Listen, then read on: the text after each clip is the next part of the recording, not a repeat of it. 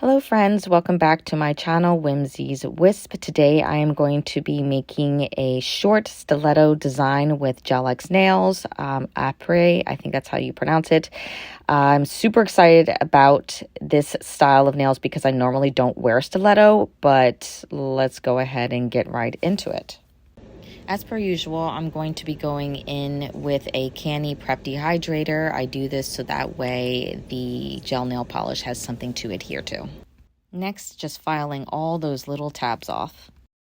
For the pointer finger, ring finger, and pinky finger, I'm going to be going in with this beautiful nude Canny 9121. If you see in this clip that the pinky finger is not painted yet, it's just because I didn't figure out that I wanted to do that yet. All right, there we go. See, I just had to get my gears going in what I wanted to do. I've been super obsessed with this color by Canny 9084. I just love purple, so I'm going to be doing the rest of the nails this color and then curing them and then giving them a second coat and curing them again. Now remember, I'm just playing around with colors to see what I like. I have these two Canny gels. They are like nude gels. I have 9055 and then 9050. And I am just going to place them on two of the nude nails just to see what they look like on top. Oftentimes, I will layer different nail polish on top of each other because you'd be surprised how it will change the color or just add a warmness or just like overall give it something completely different. All right, now let's go in with 9055. This gel color is a little bit more pink, has a pink hue to it, and let's test it out and see what it looks like on top of the nude. Here we can make the comparison of both the colors. I think I am going to go with the nail on the right. That was the Canny color 9055. It just added a warmer tone to it, and I'm drawn to it, and I think it's going to go great with the rest of the nails. As you saw, we took off the other polish, so now we're going to go in and apply 2 coats of this lovely color. Here are the end results of the colors. Oh my gosh, seriously? I mean, look how pretty that is. Okay, so the next thing we want to do is an ombre effect. And in order for me to do that, I like to use, I'm sorry, did I just say I have to use an airbrush. I don't like the airbrush just because, honestly, it's a pain. However, it gives flawless results when it comes to doing ombre. And oh my gosh, I mean, it's worth it at the end, but it is a pain to clean. So here we are doing the ombre nails, and I just kind of go a little bit at a time just until I feel it looks right. Then I go in and top coat all of the nails, and I swear this is kind of where the magic happens, where it just top coating it sets off that ombre and really makes it look flawless. For my nail design, other than having the ombre here, I've been thinking about it for a couple days, and I think I've come up with something that might work. I'm not, wrong color, supposed to have clear. I'm not sure if it'll work because I've never done this before, but we will see. This stuff is tough, man.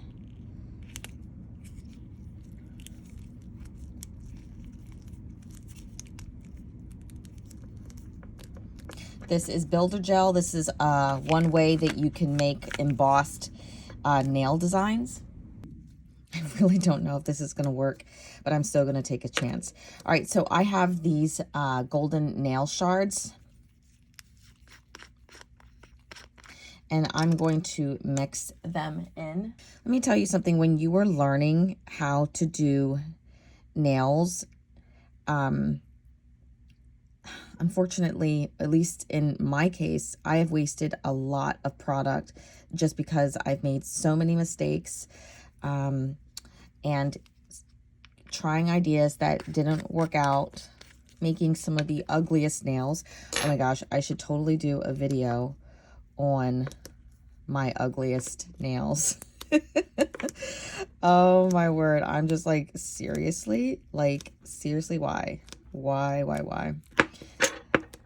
This is kind of fun because, like, as a child and as an adult, I have always loved working with Play-Doh. So it kind of brings me back to those vibes. Oh my gosh, look at this. I think it actually might work. It looks a little cloudy right now because as I'm playing with it, there's a lot of aeration going on. So there's like bubbles and stuff like that. So that tends to make it a little bit cloudy. But oh my gosh, okay, we can work with this. Oh, I have another idea. You know what? Why do we got to just stick with the gold? Okay, let's add a little purple glitter. Because, like, why not? You know, I can never leave Well alone. I feel like Bob Ross, where it's just like, leave Well alone. Just stop it. And I'm like, no. He's like, no, I think I'm going to add another stinking tree. And you're like, are you kidding me? So, all right, I think that that's good. Let's see how that works. Because I was like, you know what? Like, I don't want just a plain flower. Flowers are gorgeous, and it's been like kind of like my thing for a while. But I'm like, these nails deserve a little bit more attention. So we're just going to mix that up until I think it looks good. And hopefully we'll have a beautiful flower. I'm going to divide this into 4 even parts, as even as I can get them.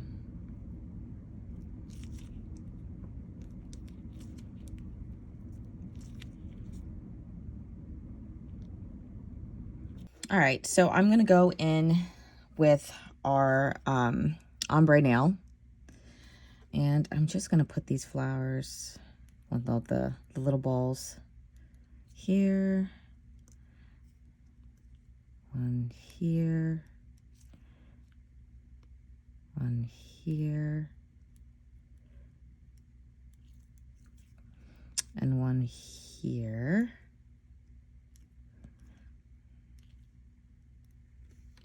Okay.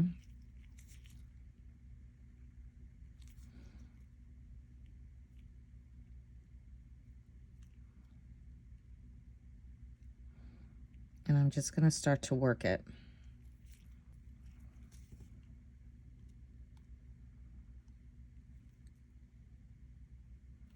Now I am going to, there we go, make a little bit of a dimple in the center. And now I'm going to cure it. Now that it's cured, I'm going to go in with a little bit, oops, with that rhinestone glue.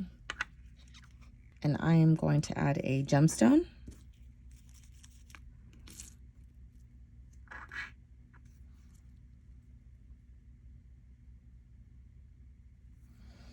That's so pretty. Now, we are not all done yet. There's still a design I want to try to do for this nail right here. I don't know if it's going to work. Again, we shall see. I am going to really make this thin. See, it's like playing with Play-Doh. Make it really long and thin. And now I'm just going to take this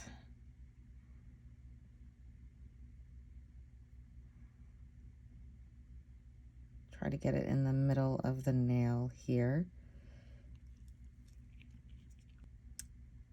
I'm going to cut that piece off.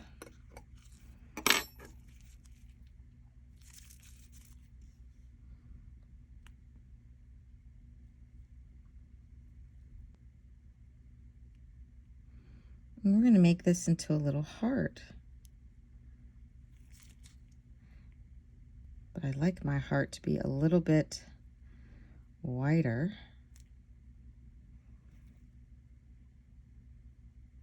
And a little bit softer. You just got to know how to work with your tools and you'll get the hang of it.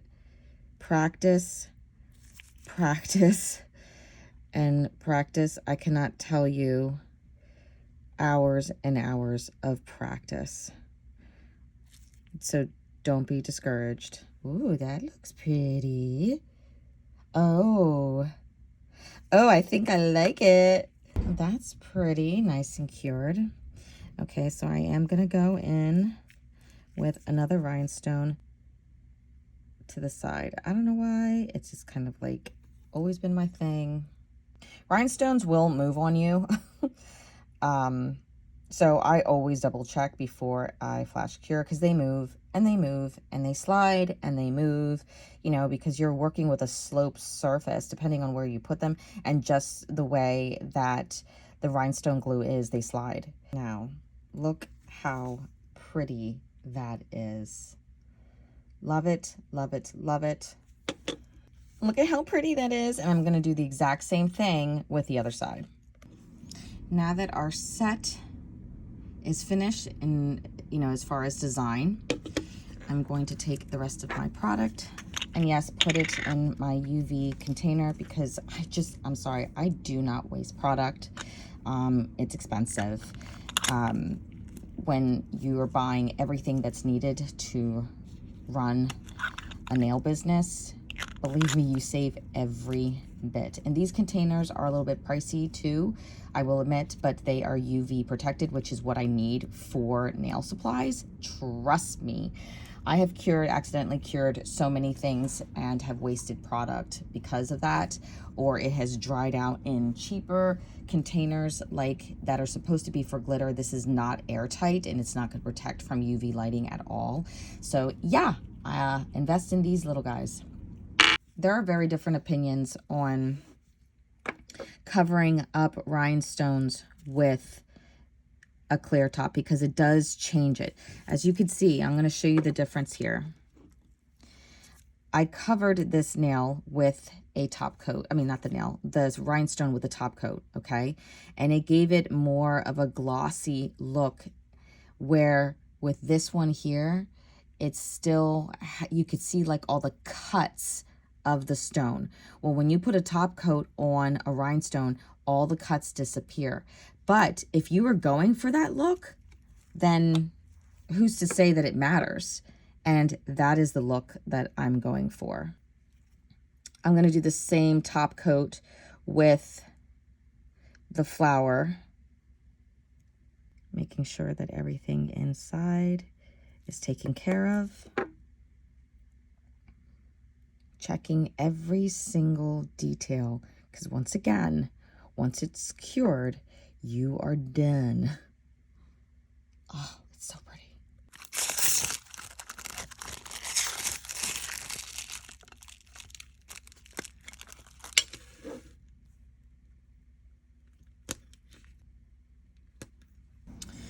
All right, so I actually made this nail set for myself. The reason being is because when I come up with a new design, I kind of like to critique myself. I want to make sure that I can look at any mistakes and then rectify them before I go ahead and try to sell. Also, the other reason why I will do designs first is because, for myself, is because I want to make sure that I could replicate the design, because if people are going to buy them and there's several orders of them, I need to make sure that I can you know, do this design. So here is what they look like. Sorry for the bandage. It's just that I'm still healing from my allergies with working with acrylic, which I am done with. But overall, I think they turned out beautifully. And by the way, here comes the encouragement. Let's show you what I started off with and how horrible it was. This was supposed to be the accent nail in place of the flower. I know some of you might think, oh, that's so pretty, but I'm just like, ew, it's so ugly and it's just not working and it's not flowing and it doesn't look beautiful like the way that I want it to. So I keep these for encouragement for myself to be like, you know what, it's okay. With practice, you just get better. So here we go. See? Such a prettier set. I love it. All right, guys, take care as always. God bless.